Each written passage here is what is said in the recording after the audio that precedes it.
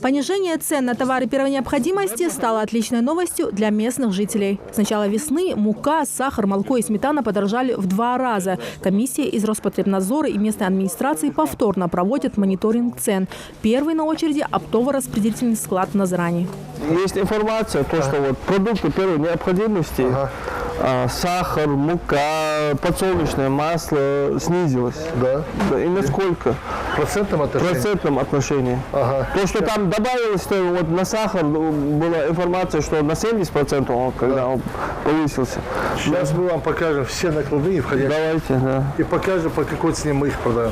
Пройдя в бухгалтерию, владелец торговой точки предоставил комиссии накладные за последние дни. Например, 1 литр подсолнечного масла теперь можно купить за 125 рублей. Еще неделю назад он стоил 145. За 50 килограмм сахара посетитель отдаст 3400 рублей. Это на 20% дешевле старой цены. Если же взять для сравнения досанкционный период, то масло тогда обходилось в 90 рублей за литр, мешок сахара – 2000 рублей. Очевидно, что по сравнению с прошлым годом цены все-таки завышены. До спецоперации опять ужлат. Да, повышение? Да, повышение, ужлат. Но Хадимах уже пиковый, понимаешь? Потом уже на снижение. Ну, доллар хотя бы. Смотрели, 63 доллара. Да. 200 шагов. Некоторые продукты, конфеты поднимаются, чай, конфеты, ужлат. Ну, извини, Почему интересно сахар, если снижается основной компонент муаври с кондитерской? Я, например, воду я боюсь брать, потому что амалов Сегодня в магазинах и на местных рынках уже нет наплыва покупателей. Ажиотаж спал, а вместе с ним и спрос на многие категории товаров.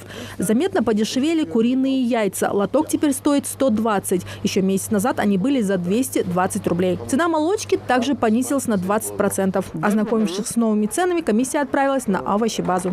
А капуста? Капуста тоже 55. 55 рублей сейчас. Я помню, капуста поднималась до 115 рублей. Что разберите? 115. Может, розничный? Да, розничный. 250. 250. А 620 красный, да, например.